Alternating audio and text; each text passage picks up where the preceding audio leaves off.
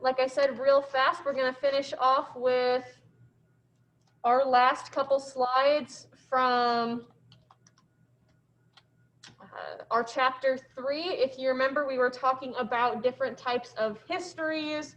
So our mainstream, like national histories that we learn in school, and then some of the non-mainstream histories like cultural and ethnic histories that we don't get taught as much just because maybe there's not time, or there might be things in those histories that would not reflect well upon our national character.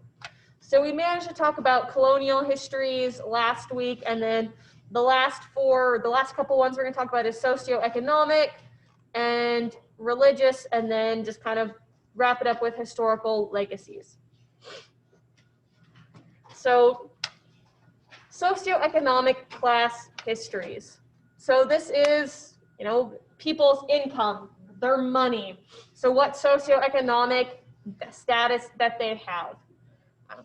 It's not something that people always think about in regards to like immigration and whatnot, but socioeconomic status has had a huge influence on who has immigrated to the US.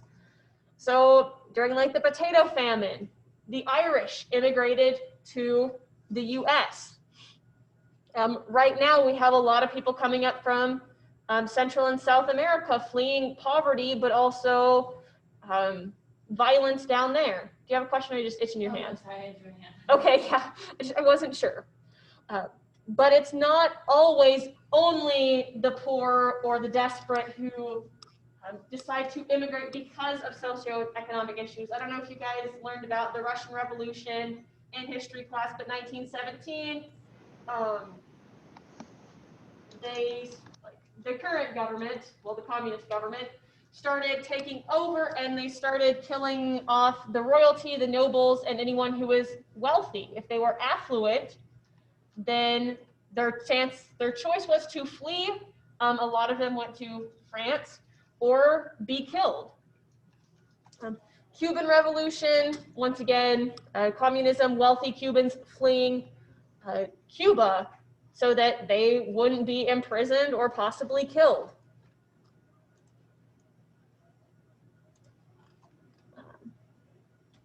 But like I said, sometimes they are overlooked because, we don't often think about that, and because socioeconomic status can change very easily. So in the past couple years, you've had the civil unrest in Yemen, and you had maybe very wealthy people fleeing Yemen only to move to like the UK or whatever and go into poverty because, maybe they were a doctor in Yemen, but if you don't speak the language, then you don't have that social capital to be able to make the same kind of money that you did where you know the language, where you know people. So, and I guess it kind of ties in with that, like the employment. So if you don't have the money to, learn the language or to settle in a specific place, then, that can cause issues or make you not live the kind of life that you are used to living, that you may have had with money or without money. Religious histories, that's another big one. Obviously, religion has been a cause of lots of conflict in the past. The religious crusades, you have people being discriminated against because of their religion. You've had the Jews being discriminated against in Europe for a lot of history, and that they've been pushed over to the US, to the West. You had the Pilgrims who came over so they could have religious freedom. You have the LDS who were pushed west from religious discrimination.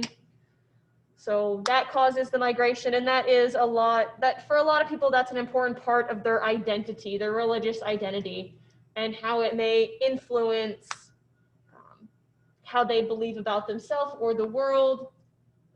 So that history definitely affects them. And then we have to think about, how does the past affect us? So how do these historical legacies, these different histories that, we are a part of, or maybe we weren't a part of, how do they affect us?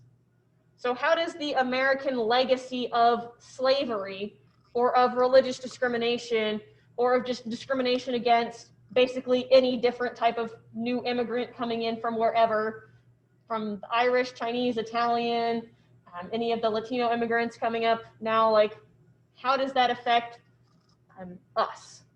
How have these different histories changed the way we live? How does it affect who we are or who we think we should be? And then how can we learn from these to better influence the future?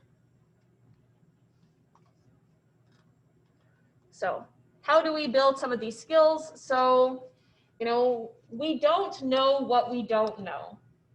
So reflecting on the limitations of our understanding and of our knowledge, like, we don't know everything. It's impossible to know everything.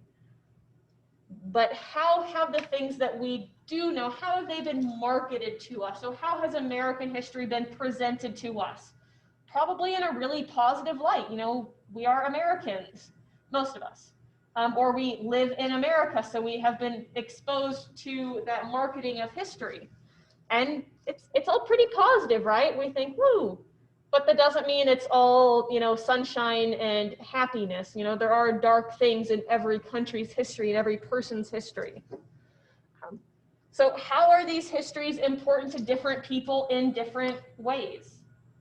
If you are an Irish American, the history of the Irish being discriminated against in the US might be more important to you than it is to me, because my family's not Irish, we're all German.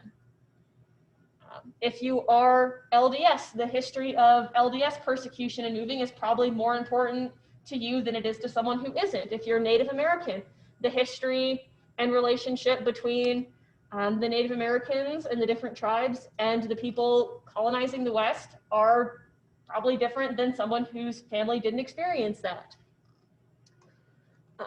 The history of your family. So how does history connect you with members of your same cultural group or different? Do you interact with people differently based on what you think or what you assume of who their family is, or what cultural background they come from? Understand the relationship between identity and history and just how it interacts. If we didn't have a history, if we didn't have experiences, we wouldn't have an identity. And then just understand and develop a sensitivity to other people's history. So you never know what people have gone through, personally or not. So just be understanding that people are different and will react differently to different things. So like I said, last part, really quick, there's only like 4 slides. Any questions about this chapter 3, histories? Okay, none from anybody in the class? Any from anybody on Zoom? Okay.